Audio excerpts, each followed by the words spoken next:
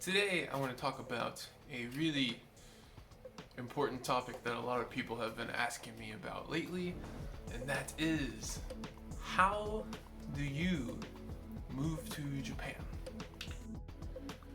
Somehow, moving to Japan is quite easy while simultaneously being quite difficult. It's not really difficult in the sense of superior qualifications or experience or anything like that. It's more revolving around a long process that you just have to stick with. And if you stick with it, you can do it. It's pretty easy. So I took the most common route coming to Japan. I came as an English teacher, and it is the most known way to come here, and it's also the easiest, I think. Not easiest, and I don't mean that in any kind of like demeaning way to the job or anything like that, but there's mostly an abundance of teaching jobs, and they're easier to secure than some other types of visas.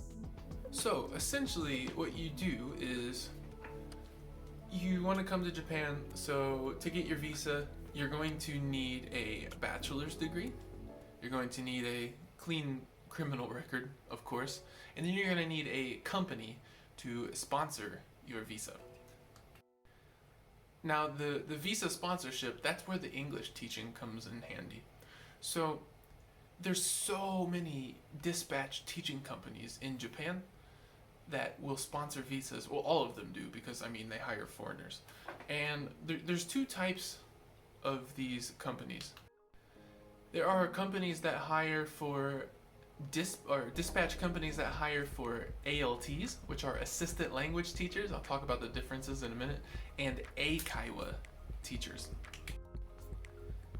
ALT is an assistant language teacher, and what you'll be doing as an ALT is working in public schools. So you'll be working in junior high, high schools, elementary schools, even maybe kindergartens and stuff sometime. But typically, so it's more of a general public school setting that you probably are already somewhat familiar with. So I would suggest that to people who are more interested in a direct kind of teaching approach that's more similar to a traditional school setting. The other one is Eikaiwa. What Eikaiwa is it's private English lessons. What those do is, so you get hired by a company, and inside of that company people pay money for, an extracurricular type activity to take English lessons, and you'll be administering those.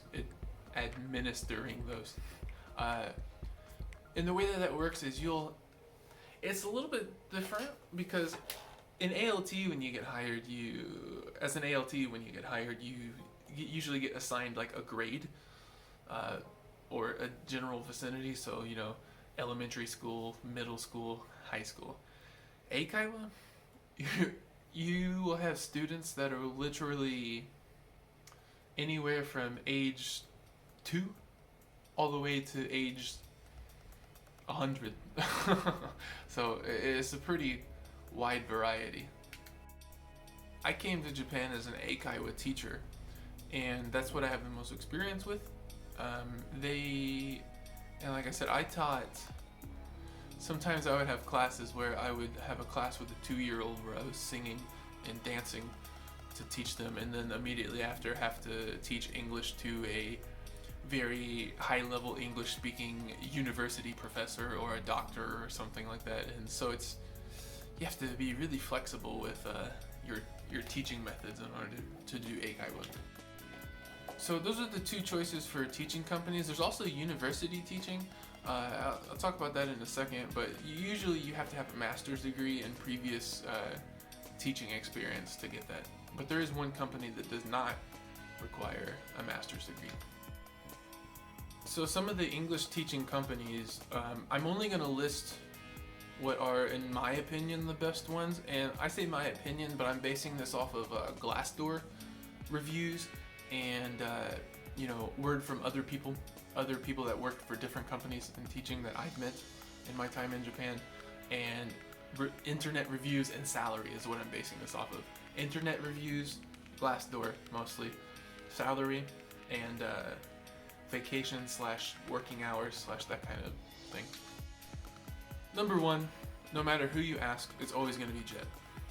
JET is the highest rated program. It's a government program. It's a little bit more stable than some of the private companies that hire ALTs or Eikaiwa teachers. JET is probably the most famous one because it has the highest salary. You're looking at around 280,000 yen a month, which is, for an ALT, is pretty high. That's what the website says. I don't know how true that number is, but I believe it. Everybody wants to get into JET. So the problem with JET is that everybody wants to do it because it's the best program, the best quality of life, the best salary, the best benefits, the best everything. Because of that, it's really, really, really hard to get a job with JET. So I will list some alternatives, because don't be discouraged if you apply to JET and you don't get hired. They have a very, very difficult time frame for hiring that takes like over a year just to know if you even have the job, plus probably another year to actually come to Japan. So it's really difficult, I think, to manage within the hiring time. So if you don't want to apply to them or you don't get hired by them, don't be discouraged. It happens to so many people. So I'll talk about some other companies too. So JET is the ALT, is the main ALT company. Another famous ALT dispatch company is Interac. Interac, it's the same job as an ALT, and probably the same quality of life as working for JET, but the salary is significantly different.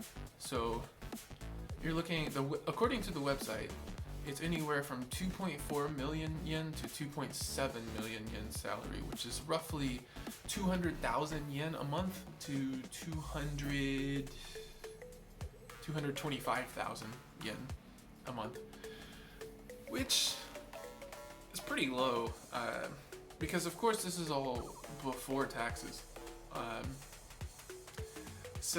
And you're gonna have to, with all of these jobs, when you first move here, you're gonna have to stay within, an apartment that the company secures for you.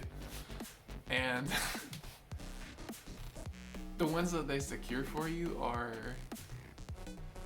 they're called Leo Palaces, and they're really infamous for people moving to Japan because they're expensive and they're really small, and it's kind of a scam. I say scam, but the reason is because they're sponsoring you as their guarantor so that you can, get your visa and have a place to live in Japan. So because of that, you're not paying the direct cost of whatever the rent is. You're paying commission or a percentage to your dispatch company along with the rent that you're paying. So your Leo Palace that might actually only cost like 300,000 yen, 30,000 yen a month, ends up costing like 60,000 yen a month, which is, I don't know, depending on where you live in other countries, maybe you say, oh, that's not so expensive, but in Japan, that is expensive. That's really expensive. To put that into perspective, a Leo Palace is a tiny apartment where, I'm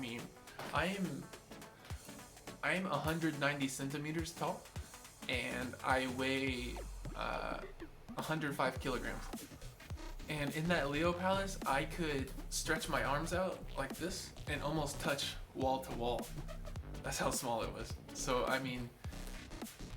it's bad, and it's really expensive for that price. And also, to put it into perspective, my apartment that I have now is only, it's that same price, 60,000 yen, but that includes, the utilities, the parking, everything total, right?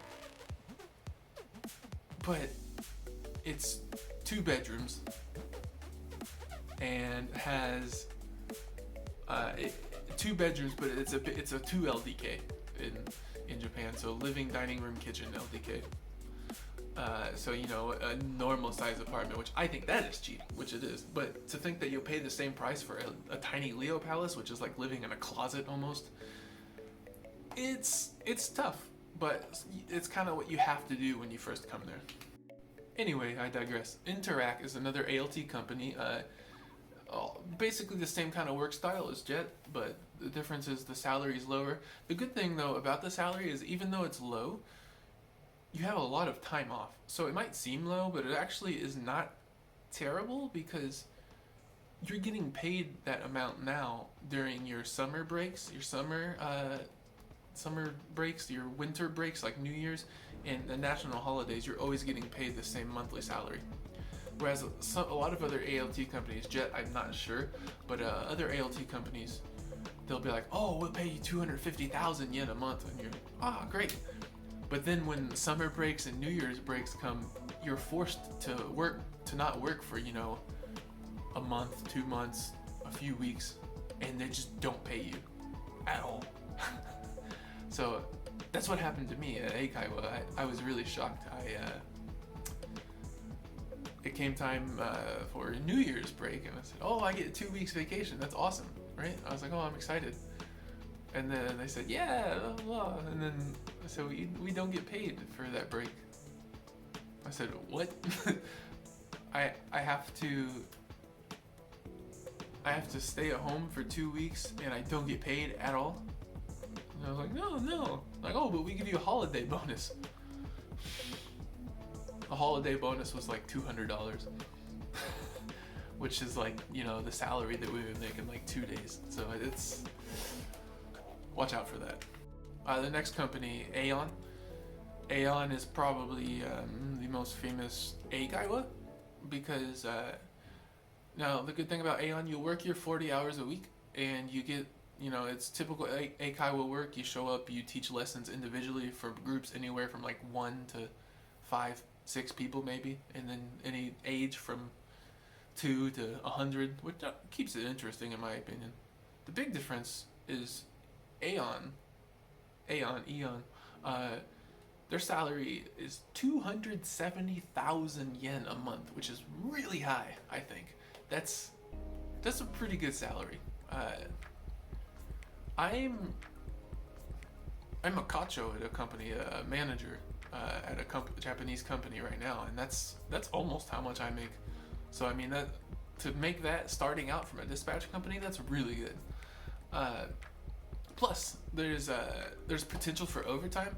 I don't know if it's forced or not, but you get paid for it. So, and you get all the normal vacation days and the 8 to 10 days off a month, and you could choose part-time, full-time, anything like that. I recommend full-time so you can make money. So yeah, that one's a nice option, I think.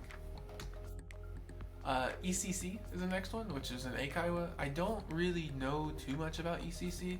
I know it's similar to any other Eikaiwa, but the difference is their pay range is a lot different. It says anywhere from like 230,000 up to 300,000, but they work on a belt system, which I don't know exactly what kind of belts they're referring to, but basically it seems like you have the opportunity to make how much money you want to. So you start off with like your base salary of like 230,000, but if you decide, hey, I want to make some extra money this month, you can do lessons in the morning, you can do some overtime, you can do like all this stuff, blah blah blah, and you can make up to like 300,000 yen a month. So I don't know. Personally, I think I'd rather just take the 270,000 with some overtime from Aeon, but if for some reason you can't get hired Aeon, then ECC seems like a great option too. The last one is what I mentioned earlier, is university teaching that does not require a master's degree, and that's through Westgate. So Westgate is an English teaching dispatch company that hires people to teach at the university level. So you'd be teaching ESL at universities.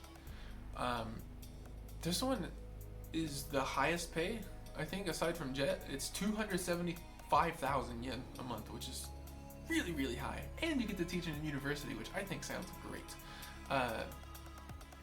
Probably your 30, 40 hours a week or so. The difference is you you don't need a master's degree per se, but you do need some sort of experience or certification. What I mean by that is the other companies, you just need a bachelor's degree. No work experience, no nothing, no problem. Westgate, since they're hiring for universities, typically they want you to have, a bachelor's degree with some sort of teaching experience. I don't know what exactly, but some kind of experience. And then they want you to have like a TEFL certificate if you don't have experience. But maybe if you don't have a teaching English as a foreign language certificate, but you have lots of teaching experience and your bachelor's degree, well, yeah. If you don't have teaching experience or a certificate, but your degree is in education and English or teaching English as a foreign language, then maybe you'd be good. I say give it a shot. I mean, worst cases they say no, so I say go for it. So we'll talk about some different types of visas that you can use to get into Japan now. The most common one that you get via teaching is the engineer / specialist in humanities / international service. Yeah, it's the most common. And that is just kind of a catch-all visa, so you can do many different jobs as that one. But when you typically when you come over as an English teacher, that's the visa you're gonna get, and it's gonna be anywhere from 1 to 5 years. I don't know what determines how long it is. Mine was for 5 years, but other people who came the same time as me, they said they had like 1-year visas. I don't remember asking how long, but they gave me 5 years, so I was pretty cool with it. Then there's a few other types. There's intra-company transferee, there's skilled labor, and then there's business manager. I don't really know too much about skilled labor, other than I'm thinking, maybe that applies to people who are like advanced craftsmen or something. But I'll everything I've posted in a document on in the description of the details for the visas and the websites that tell you exactly what they require. But anyway, the intra-company transferee, I mean, if you're already working for a company in another country, we'll say America or Canada or something, and they have a branch office or something in Tokyo or anywhere in Japan, you can request an intra-company transfer, and that company will, I mean, if they accept it, will sponsor your visa, and then you can move to Japan that way, which that sounds like a really nice way to do, but it also sounds like a really rare situation. But that is a possibility as well. The other one is business manager. This one's a little bit complicated and expensive, I guess. But if I recall correctly, this one it's for people who want to move to Japan to start a business. The problem is that it says something like you have to have 500,000 yen in savings, or $50,000 in savings to prove as, I guess, collateral that you can be trusted that you'll come to Japan and be able to start a business without using government welfare or anything like that. So, but the criteria around that is kind of vague. Because I mean, if you're gonna if you do have that kind of money saved up and you want to start a business in Japan, and you don't speak Japanese, or you've never lived in Japan, it's gonna be a really complicated process no matter how much money you have. There's lots of red tape, government red tape for starting a business. That's quite difficult to do unless you have a Japanese person helping you. And not even just a Japanese person, but specifically a Japanese business person. So yeah, that was a little bit tough. Now, visas for not working. So the most common one is, of course, the student visa. So the student visa is, of course, to come to Japan to go to university or to go to a Japanese language school, which university, same thing, or not same thing, but similar. So if you're not sure if you want to live in Japan, but you're really interested in Japanese culture and you want to visit and you want to learn Japanese, I think this is a really cool way. A lot of websites and companies will set you up with schools that are good for you to learn Japanese, And they even some of them even set you up with like part-time jobs and stuff so that you can stay busy, get experience or something. Gogo Nihon is one of the sites that does that, and I'll put that in the description as well. So the different schools you can learn Japanese, you can go to a university, and then when your student visa is done, you can decide, I guess, do you want to get a job? What do you want to do? So that's up to you. So I think that's a pretty nice route. And that's the most common non-working visa. Then of course there's the very specific ones that are family related. So there's spouse or child of a Japanese national, long-term residents, permanent residents, and spouse or child of a permanent resident. So basically, all of these mean is if you have some family member that is a Japanese national, then you can come to Japan that way. But I mean, maybe for most of us that's not really an option, but of course, if your husband or wife is Japanese, you can get a spouse visa. But or if your mother or father are Japanese or are Japanese citizens, of course you can do it that way. But chances are, if you have a close family member like that or a spouse that's Japanese, you probably already knew that was an option. So yeah, that's the other kind of niche options. So you're thinking about coming to Japan, and I've laid out some information on how to come to Japan. I'll give some tips. My number one tip, even if you don't plan on staying in Japan long term, I really do recommend learning some Japanese. I didn't really before I came here, and I really regret that. Because at first I didn't know if I would stay or not, but once I came here, I decided I really wanted to. And it's been a struggle to learn Japanese, and I mean I'm still learning now, but it's a really difficult language, especially if you're an English speaker, a native English speaker, and especially if you've never learned another language. Japanese is almost seemingly impossible to learn. It's because everything is so different. When you learn a language, you're trying to compare it, like, what is this in English? So I'll just say it in Japanese, but that's just not how it works, like, ever. It's the two languages. English did not grow up alongside Japanese, and Japanese did not grow up alongside any sort of Western language, and vice versa. So they're just completely different. But I do recommend learning at least some basic Japanese before you come here. Number 2 tip, tattoos. I have some, and I have quite a lot, I guess. It's kind of a taboo topic in Japan. It's really weird though, because you always hear, oh, tattoos, tattoos, tattoos, everybody hates tattoos, but what I've learned is that a lot of older people in Japan are scared of your tattoo, because even though you're not Japanese, for some reason they might assume you're Yakuza or something. But most younger people, anywhere from children up to, I don't know, 40, 50, 50 plus, or 50, age 2 to 50, usually don't care. In fact, most teenagers and 20 or 30 something years old usually are going to think that the tattoos are actually pretty cool, because it's really Western and stylish, right? So I wouldn't worry too much about the tattoos. That seems to be a big concern with a lot of people. Worst case is when you go somewhere, you have to cover them up. I've experienced no real issues. I mean, at work I have to cover them, but I feel like any country you'd have to do that. So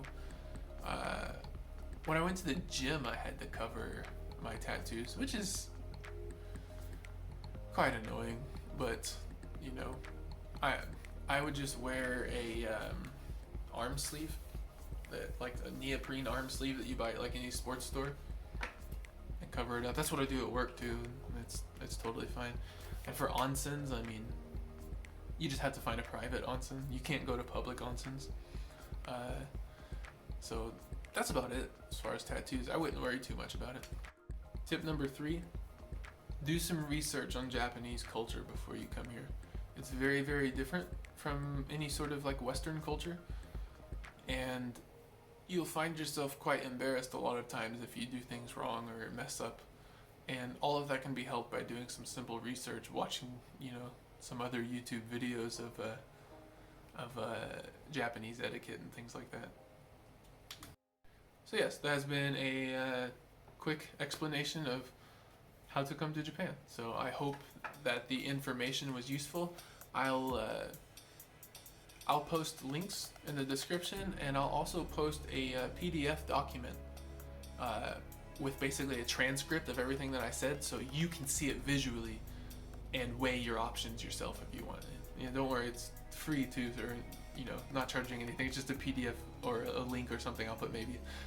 So yeah, please enjoy, and I hope that you got some good information out of that. Thank you. John A.